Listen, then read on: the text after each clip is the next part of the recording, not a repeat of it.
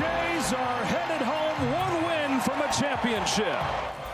A dominant 6-1 victory over the Dodgers last night. The Blue Jays take 2 out of 3 in Los Angeles and return home with a chance to win it all tomorrow.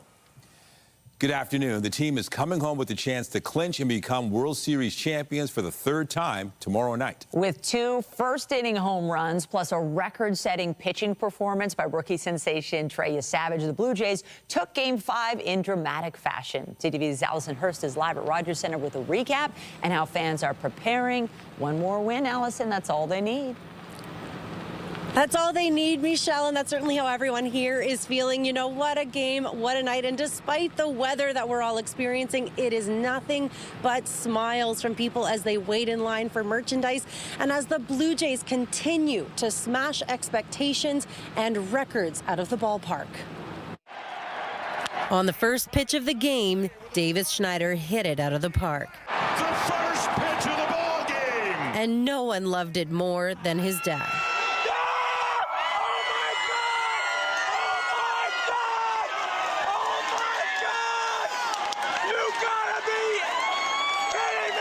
Vladimir Guerrero Jr. up next. My, oh my, what a start for the Blue Jays here tonight. Doubled down with back-to-back home runs to start the game. Absolutely mind-blowing. It's amazing how deep this team goes. But the story of Game 5 may be starting pitcher 22-year-old Trey Savage and his dominance on the mound, setting a new World Series rookie record with 12 strikeouts. The guy's only 22 years old, and he's playing at, like, super high level. This is, like, unheard of.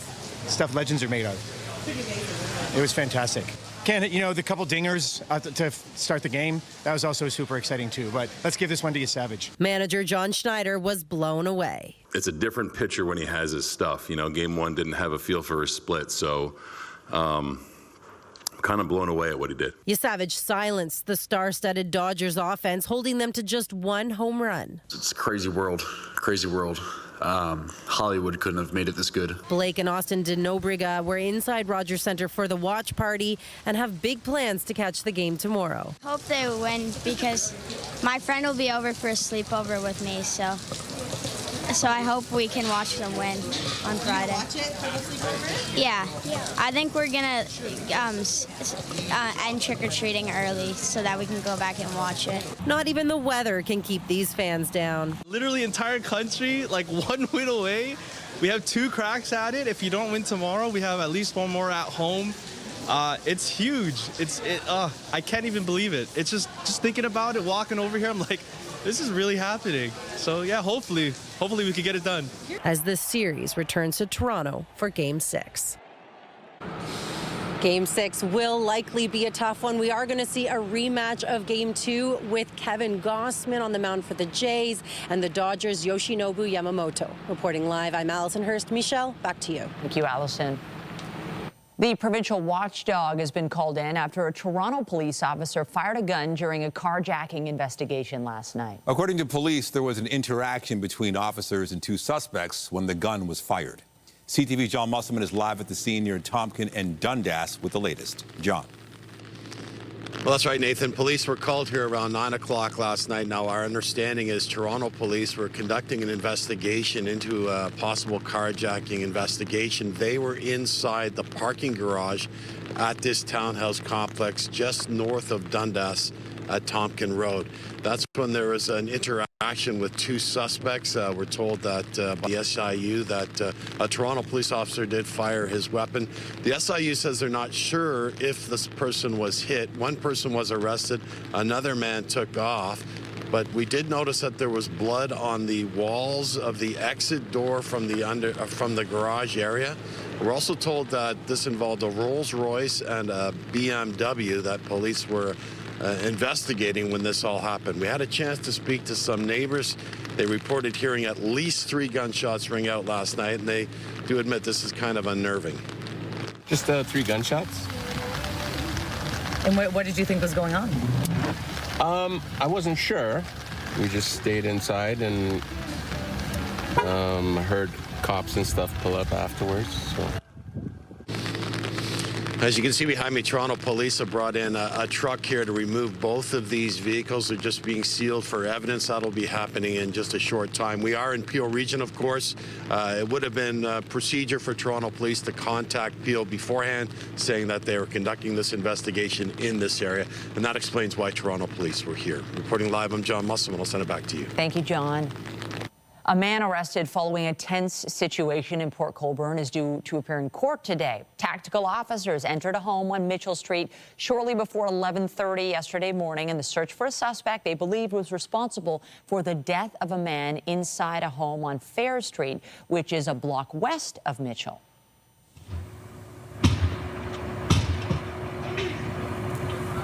This shows the moment officers broke down the door to a home on Fairs. This video was sent to us by a neighbor who says it was taken between 6 and 6:30 in the morning yesterday. Residents were told to stay inside, and local schools were placed on hold and secure for hours while the investigation unfolded. The suspect was eventually tracked down around 3 yesterday afternoon, not far from the home where a man was found dead. 27-year-old Brady Neff is in custody. Officials at Pearson Airport are warning the public about a potentially concerning sight they may spot if they're in the area today. Officials say smoke could be visible in the area as live burning training is taking place. It is being carried out by the Fire and Emergency Services Training Institute. It's a private career college that's part of the Greater Toronto Airports Authority. It also works in conjunction with Pearson's own emergency services. The exercise is due to wrap up by 3 o'clock. And we have more news in a moment, but first, here's a live look at the city this afternoon. Wet, gray skies, cloudy, but you would think it was a bright, sunny day, and I think you know why. Lindsay Morrison's here with a look at the current conditions. Hey, Lindsay. Yeah, everyone has a spring in their step today, Nathan. In spite of the weather that's happening, we saw our reporters out in the thick of it. It is soggy out there right now. This is a close look at the GTA, where we've got some pretty heavy bands of rain moving in, and as we widen things out, you can see the scope of this low that we're dealing with, and also a little bit of wet snow in areas close to the border of Quebec. Rainfall warnings have been issued by Environment Canada, warning in some cases of up to 80 millimeters of rain. That's mainly for eastern Ontario, but we'll get a decent amount here too in the GTA. Part of the big weather story today, winds. Right now they're coming out of the northeast. They're not as strong as they will be a little later on this afternoon and into tomorrow. Our current temperature is 8 degrees. We expect to hold steady at around 9 for the high today, so not going to get much warmer, and yeah, you're going to need that umbrella for the rest of the day. But I do have good news when it comes to your Halloween forecast. Things will be a little drier, but it's also going to be windy and a little chilly. We'll show you what you might need to do for your Halloween decorations and those costumes coming up. For now, though, Nathan, over to you. Thank you, Lindsay. Ontario's Labour Minister was grilled by opposition leaders at a legislature committee asking about the scandal surrounding a multi-billion-dollar government fund. As CTV's Sean Woodward reports, some of the questions came down to the minister's shifting story over some hockey tickets.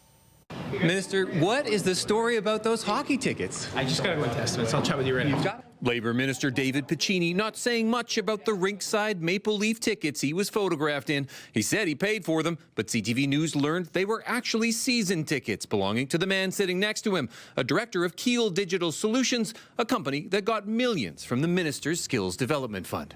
A project initially ranked low by bureaucrats until the minister said he intervened. Piccini later went to a wedding in Paris. The groom, a lobbyist for that company.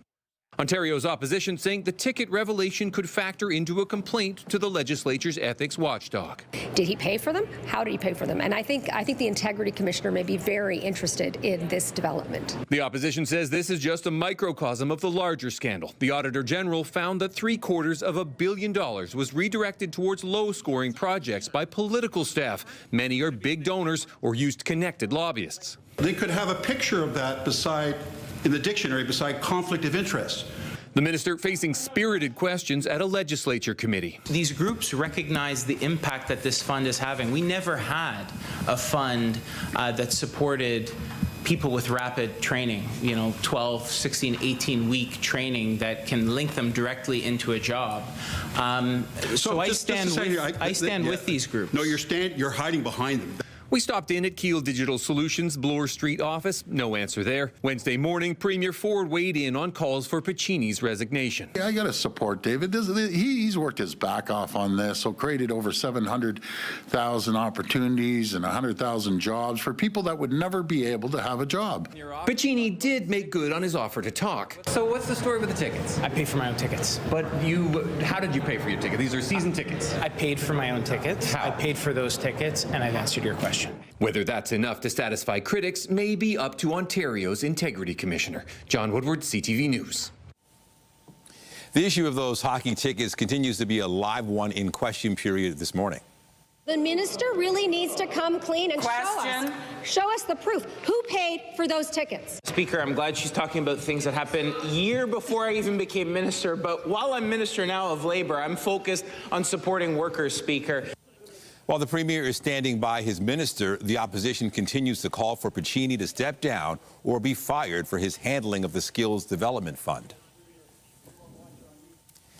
In South Korea, Prime Minister Carney visited the shipyard of a company vying to build Canada's next fleet of submarines. CTV's Judy Trin has the details.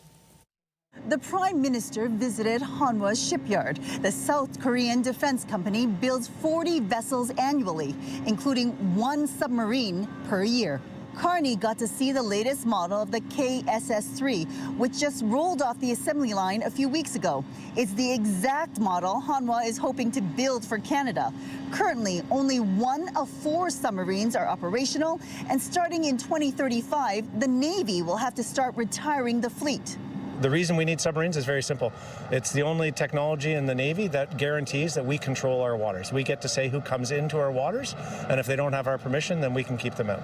The Canadian Armed Forces wants to buy 12 submarines in what could be the largest defense procurement project the country has ever taken on. Hanwha says each submarine will cost about $2 billion each to build, but the bulk of the contract lies in the maintenance that's required.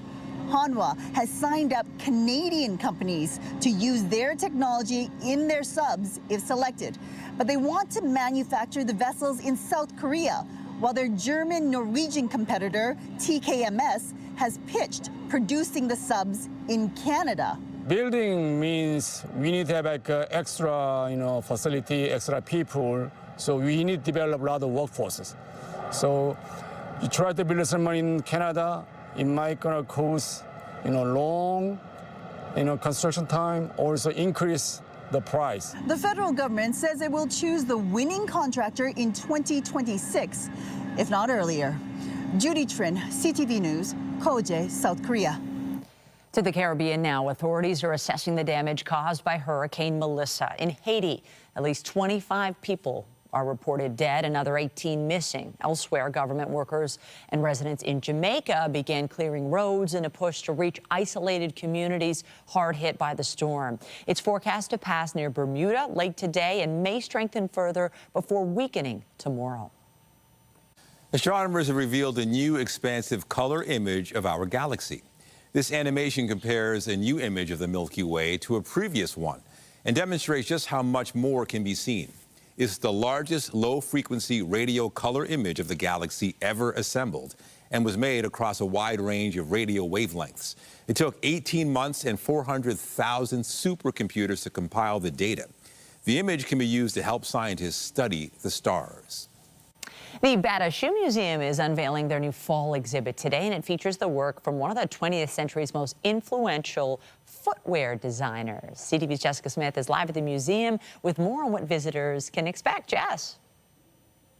Honestly, these shoes are so cool, Michelle, that you have to see them to believe them. Some of them resemble toes, if you can even kind of imagine that. But Elizabeth, you're here with the Bata Shoe Museum. We've spoken before, but this exhibit really is super unique. We're going to do a walk around in a second, but why bring this here? So this is the brainchild of our amazing curator and manager of exhibitions, Nishi Bassi. She unfortunately couldn't be here today, so I'm in her stead.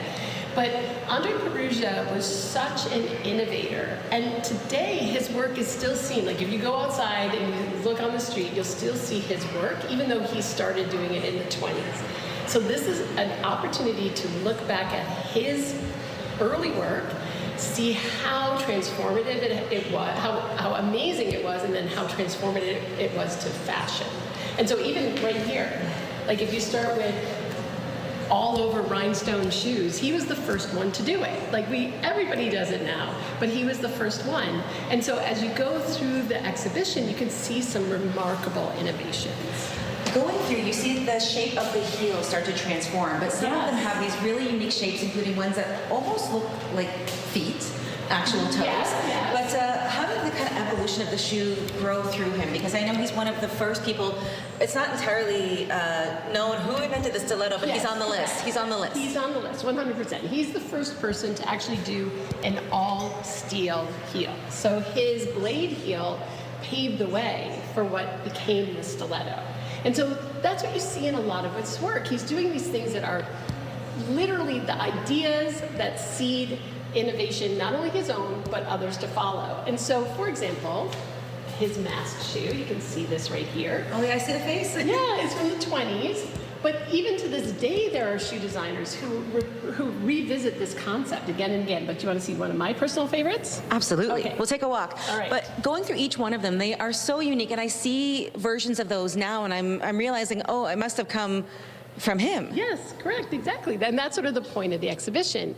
So this shoe, he innovates the idea of removing the inner shank in the 1930s. He patents it in 1940. But if you look at this shoe, it looks so futuristic even to our eyes today.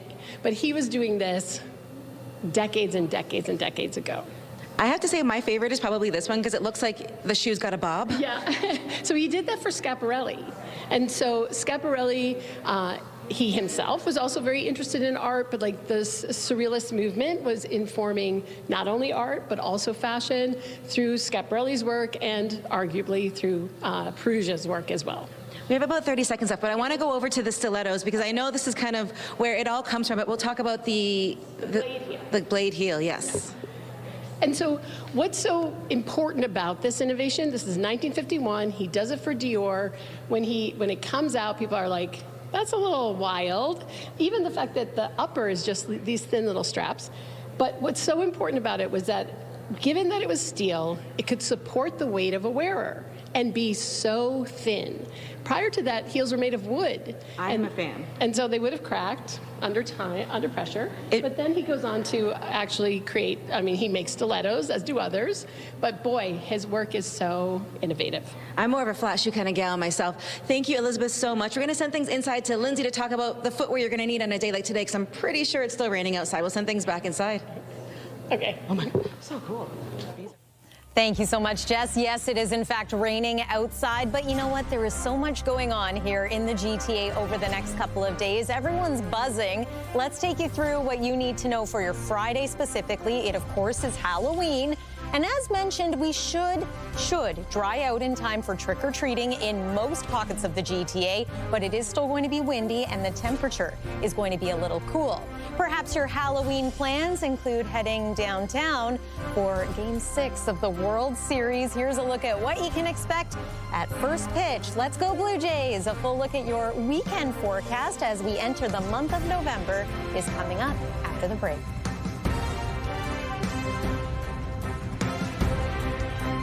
When you see it happen, send it to CTV News.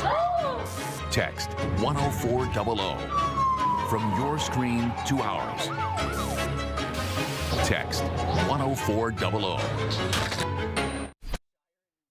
The U.S. Senate has voted to terminate the country's tariffs on Canada, showing opposition to Trump's trade policy amid a recent escalation in tensions. For more on where Canada stands, let's bring in CTV's Jeremy Charon live in Ottawa. Jeremy, Canadians hate tariffs, and clearly there's a rift in the U.S. over them, but that Senate bill won't actually change anything. Yeah, exactly, Michelle. Look, it's more of a symbol than anything. It's not actually going to tangibly force Donald Trump to drop these tariffs or anything, but it does add political pressure in the U.S., mounting political pressure on Donald Trump to change course a little bit when it comes to his tariff policies. So it certainly doesn't hurt, and it puts more pressure on the White House. That being said, it comes at a time when we continue to see a lot of tension between Canada and the U.S. In the relationship and the ongoing efforts toward a trade deal. We know that since Ontario released that ad, Donald Trump has stopped negotiations altogether. He's increased tariffs on Canada, or at least said he's going to increase tariffs on Canada. And we've continued to see a bit of a riff kind of drag out here. U.S. Ambassador Pete Hoekstra and Ontario's trade representative in Washington, David Patterson, had a public exchange at a business event here in Ottawa where sources that were in the room say there were uncomfortable conversations, there were tense comments being made, expletives were used. Hoekstra was, critical of the trade representative and critical of Ontario for its decision to pull the ad or to put the ad out. Now, Premier Doug Ford is saying the U.S. ambassador should be apologizing for what he said and the way he treated David Patterson. So this is kind of the ongoing back and forth and the place we're at right now when it comes to negotiations and even just the relationship between Canadian and U.S. officials. Negotiations are off, we know that much, but the tension remains between the two sides, while on the other side of the world, in Asia, both the Prime Minister and the President were at a dinner together yesterday, and the Prime Minister's office confirms that Carney spoke with all of the world leaders, including President Donald Trump, who spoke to reporters, pool reporters following him, and said that he had a good conversation with Prime Minister Mark Carney. So what that means, not necessarily clear, but it's certainly better than criticism following a conversation with Prime Minister Mark Carney, and it's the first time the two meet since all of this has unfolded. So maybe a small development there in terms of the ongoing relationship between the two, but nonetheless encouraging in some way that the President had somewhat good things to say about the Prime Minister after speaking with him briefly. Sure makes you wonder where all of this is going to go. By the way, Canada's ambassador to the U.S., Kirsten Hillman, testified in front of the Senate Committee on Foreign Affairs and International Trade last night. What did she say?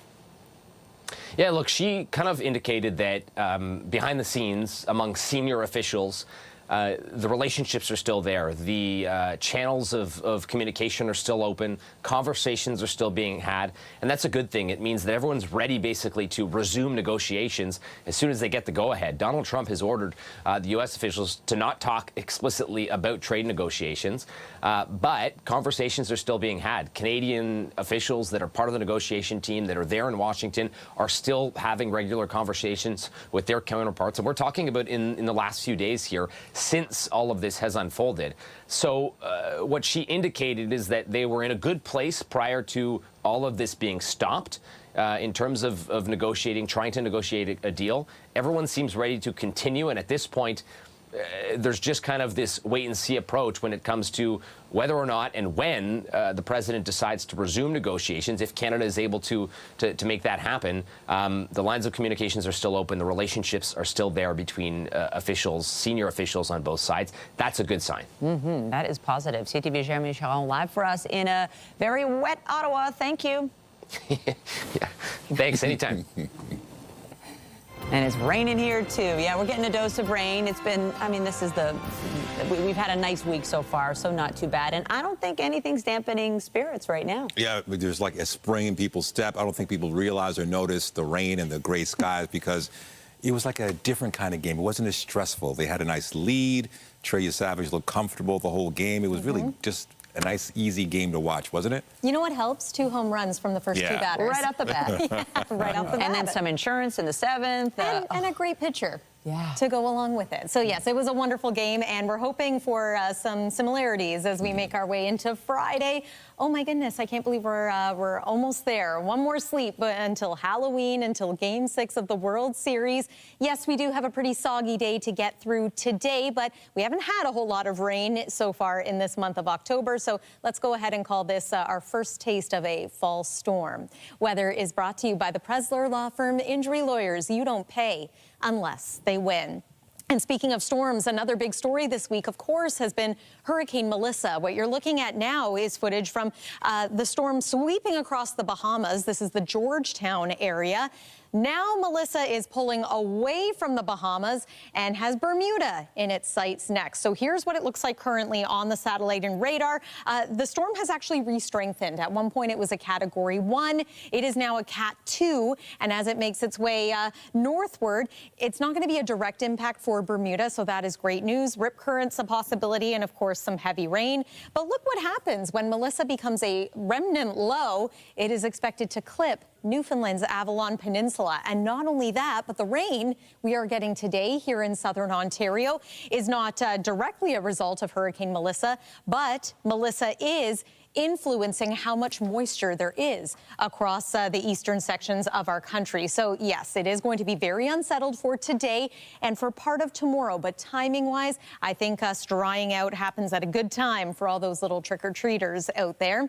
It looks like we still have another 20 millimeters of rain to go. As mentioned, there are rainfall warnings in place, mainly for areas east of here. There is about 7 o'clock tonight, so plan on it being a soaker through the evening hours and overnight too. Waking up tomorrow morning in the GTA, wet weather once again, maybe some wet snowflakes in some areas south of Georgian Bay. We can't rule out that possibility, but here's about 2 p.m. Look at that. Wet snow expected around the Algonquin Highlands, maybe as far south as Peterborough County. But we dry out here in the GTA, and it looks like we might even see some sunshine before the sun sets and the trick-or-treating begins. The weekend brings us generally drier conditions, and temperatures, daytime highs anyway, should be close to seasonal, but overnight lows are going to be a little chilly.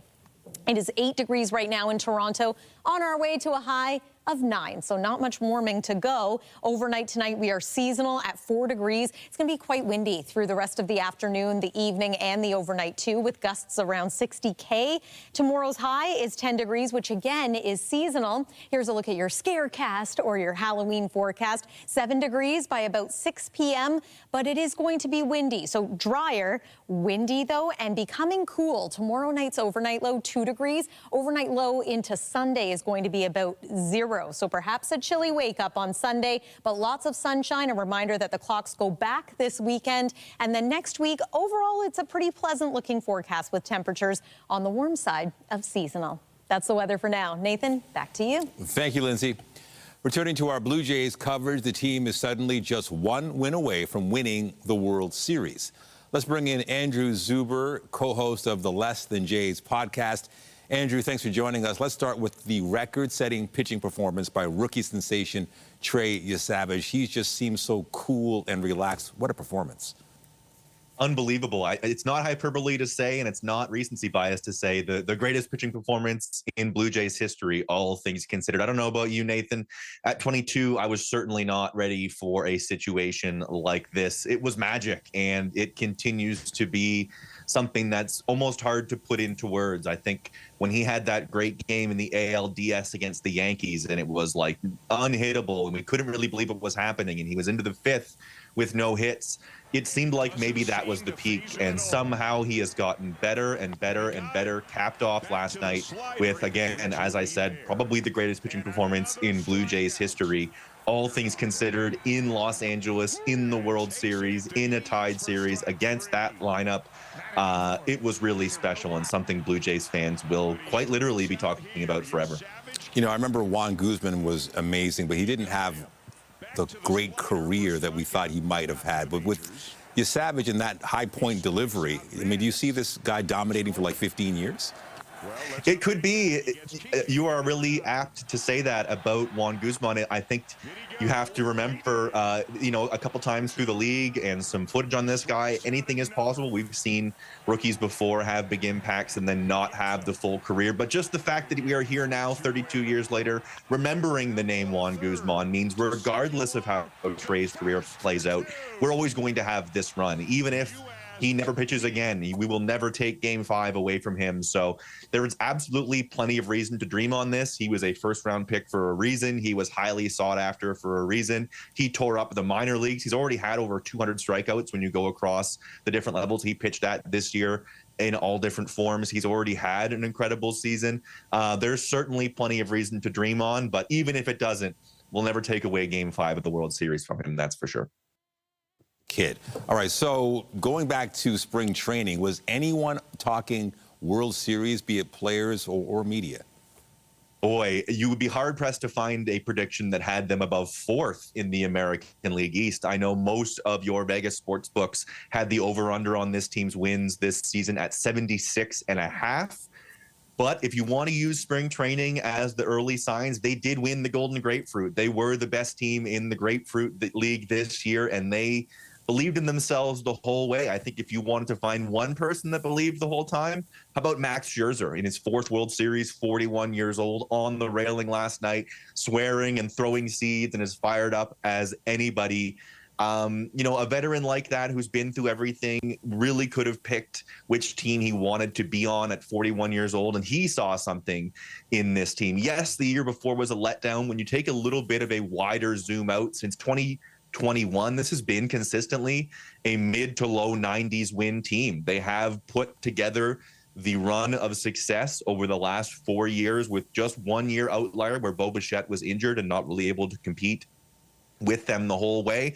When healthy, they're a mid-90 win team. That just sort of is the way it is. And I think some recency bias crept in at the beginning of the year. What matters more than if the media or if the non-believers thought they were going to be good is the team sure seems to believe they were going to be good the whole way. There has been so many opportunities this year for them to lose faith, and they bounce back every single time and play even better the day before. They had to win 4 straight to clinch the East. They had to win in Yankee Stadium. They had to win back-to-back against Seattle. And now they win 2 of 3 in Los Angeles to bring the chance to win the World Series home and just win 1 of 2 games. So I'll tell you who believed in them the whole way: the Toronto Blue Jays themselves. And that's all that matters. All right, Andrew Zuber from Less Than Jays podcast. Thanks for your time. Take care. My pleasure. Anytime.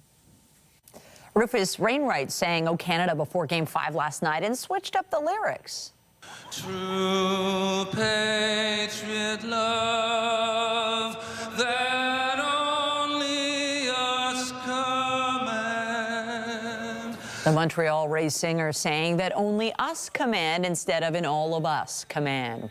Wainwright hasn't commented on the lyric change, but it echoed fellow Canadian Chantal Kariatik's protest performance at the Four Nations face-off hockey final in Boston back in February. She made the same tweak in response to Donald Trump's 51st state comments about Canada. And looking back to the 18-inning marathon that was Tuesday's Game 3, we're getting a sense of how many local fans stayed up to watch the Jays and Dodgers battle it out, only for LA to come out on top in that one. Toronto Hydro estimates about 200,000 TVs stayed on across the city until 3 a.m. Wednesday morning. That's 5 times the number of seats at Rogers Centre, where some fans also stuck it out right to the end.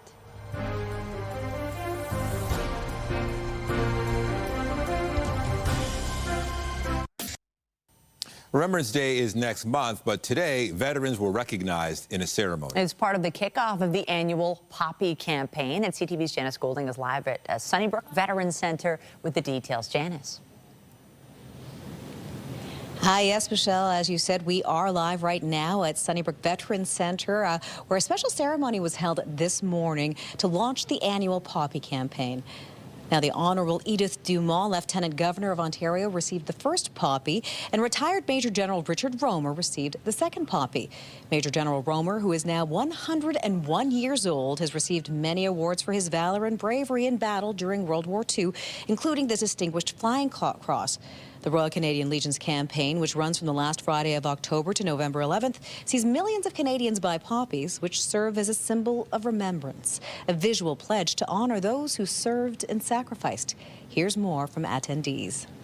It's telling Ontarians how fortunate we have to spend time with living veterans, so they can share their stories with us, and we can rely to them much more with a deeper sense of what does it mean to be a Canadian. I did 135 missions in my feder, and get shot at all the time, but just to know that people are aware of the older people, like me, very old, that we're still around. It's very important indeed.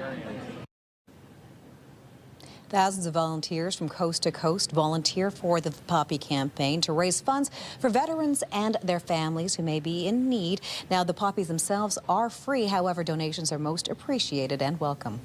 Reporting live, I'm Janice Golding. Now back to Michelle and Nathan. Thank you, Janice. Ontario families are now waiting 5 years to get autism services for their kids. The Ontario Autism Coalition launched a Freedom of Information request after parents reported an increase in wait times over the past several years. It found that more than 84,000 children are registered for the autism program, but fewer than 20,000 are receiving funding to access core services. Those who are now receiving funding signed up for the program 5 years ago. Children, Community and Social Services Minister Michael Parsa refused to say whether that is an acceptable length of time.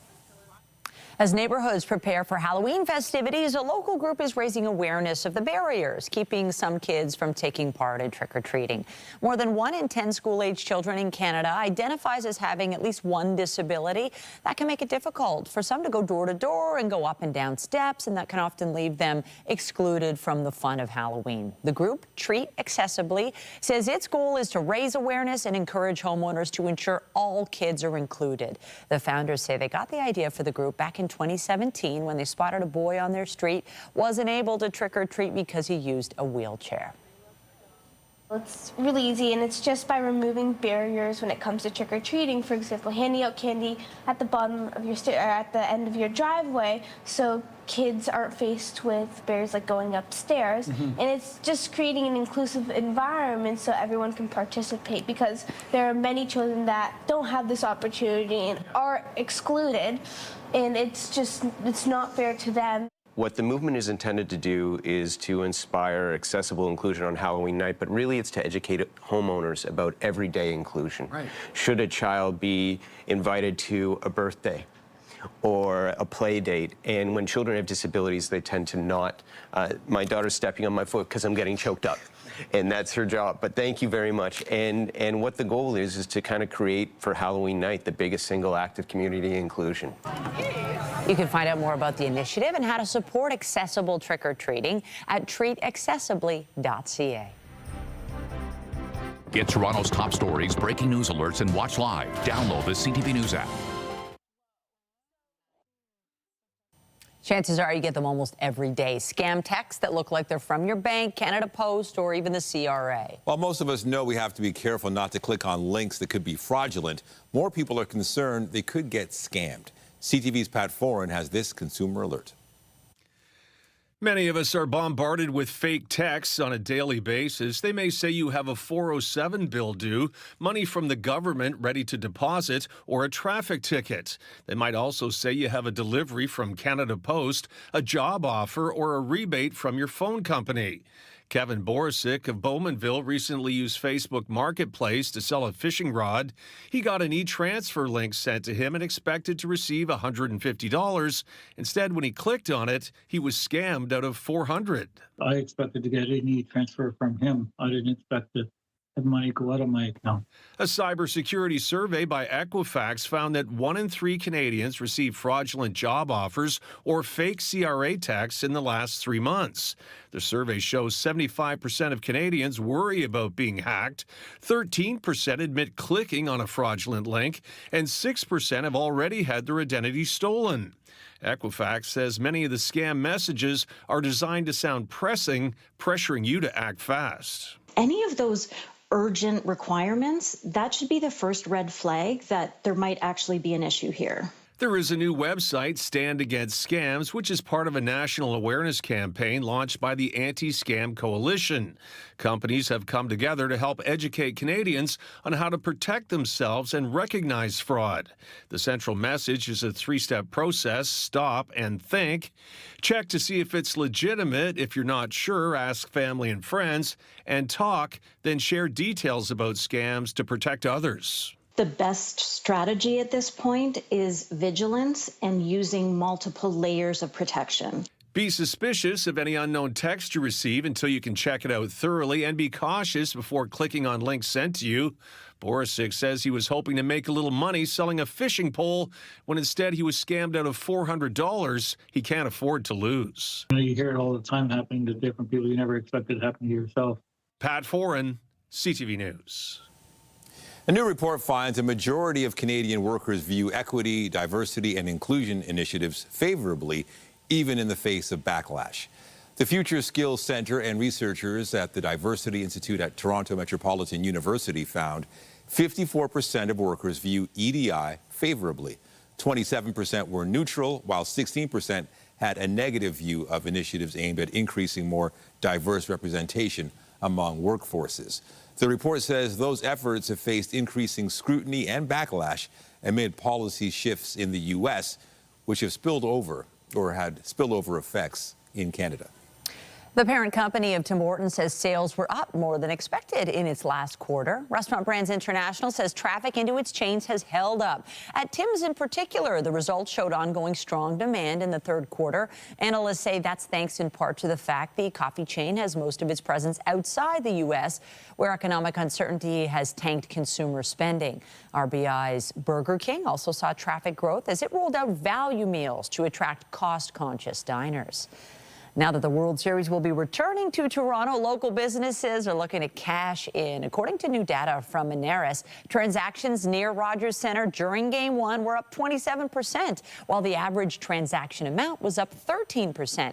During Game 2, restaurants near the Dome saw a 20% increase in the number of transactions and a 12% jump in the amount spent. The Maple Leafs were on the road last night, taking on the Blue Jackets in Columbus. He's been shaken up. Lawrence slowly trying to get to his feet. Scores! Well, the Leafs are playing shorthanded there. The Blue Jackets scored twice in the first, adding 3 more goals in the second on their way to a 6-3 win over Toronto. Caden Primo allowed all 6 goals. The Leafs' loss snaps the Leafs' 2-game winning streak. They'll visit the Flyers on Saturday. Here's Quick trying to find his shot, and he does. And the Raptors are looking to snap a 3-game losing streak when they took on the Houston Rockets at home last night. The Rockets led after the first quarter and never looked back. They won the game 139-121. The Raptors head to Cleveland next to take on the Cavaliers tomorrow. Lamar Jackson will return from a 3-game absence as Week 9 in the NFL kicks off tonight with the Dolphins hosting the Ravens. Able to punch it in against the Rams 3 times. Can they today? Henry gets to the outside for the touchdown. Baltimore has struggled without Jackson, losing 2 of 3 games. The Ravens are just 2-5 this season and sit 3rd in the AFC North. Miami is 2-6, but is coming off a surprise blowout win against the Falcons. The game gets underway tonight at 8:15. Coming up, answering the call to make the call on the biggest stage of his life. That's after the break.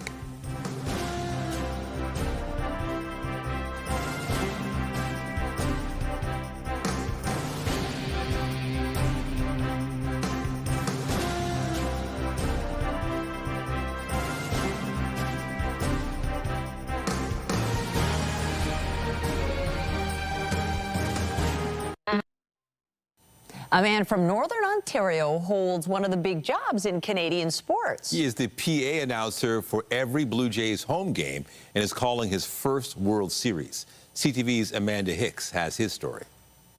So today, here we are in the audio control room. Tim Langton's voice sets the tone for every Blue Jays game held in Toronto. He's been the team's public address announcer for the last 2 decades, but he didn't get his start under bright stadium lights. It all began in his hometown of Kirkland Lake. I wound up being told of a job at CJKL, little radio station up in Kirkland Lake, and it was news, and I said, don't send anybody else. This is my job. And she told the news director at the time, and he liked that, so he hired me. And that's where it all started. That experience led him to radio stations across the province before he eventually landed a job in the audio department in what was then called the Sky Dome. Langton still uses an old-fashioned scorecard to keep his eye on every play, and he describes the character he brings to the mic as big and loud to hype up the fans. When I say Vladimir Guerrero when we're sitting here talking, but when I say it on the mic, it's Vladimir Guerrero. So there, there's a little bit of a difference there. And it's fun to do that, to be a little different and just to take it a little farther. So that's kind of where the character, it's brash, the character's brash, in your face, and a big fan.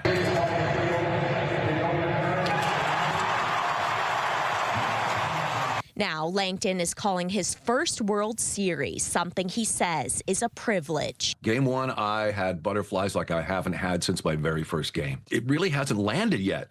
It still seems kind of surreal that here we are after all these years and coming close, and it's almost unbelievable still. Langton is one of only 3 PA announcers in Blue Jays history. He attributes a majority of his success to his early beginnings in Kirkland Lake, demonstrating a big voice can come from a small town.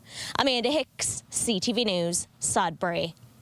All right, that's one of the coolest jobs. Maybe next ours. Oh, wow. Yep, Jays are getting ready today, and then tomorrow's the big game. Bring us towards the weekend. Really, tomorrow's Halloween, too, and we've got some weather to contend with. Yeah, so much going on. Fortunately, the majority of the active weather is going to be today as opposed to tomorrow. So I think that's music to the ears of all the ghouls and goblins that are going to be out trick-or-treating tomorrow. Here's one more look at the satellite and radar. It's pretty active right now. Widespread rain and some wet snow close to the border of Quebec. You can expect it to be unsettled for the rest of the day today and into the night tonight. Tonight's low is expected to be around 4 degrees. That's seasonal. Here's a look at your Halloween. 10 degrees for the high tomorrow daytime. That's not bad. At night, 6, but also quite windy. And then here's your forecast for Friday night. And should we need it, Saturday night down at the Rogers Center. 7-day forecast looks like this. Nathan and Michelle. Thank you, Lindsay. And that's CTV News at noon. Remember, you can get Toronto's breaking news all day long on CP24 and at ctvnewstoronto.ca. For Lindsay Morrison and all of us here, have a pleasant afternoon. I'm Michelle Dubé. And I'm Nathan Downer. Be sure to join us later for CTV News at 5 and 6. Have a great afternoon.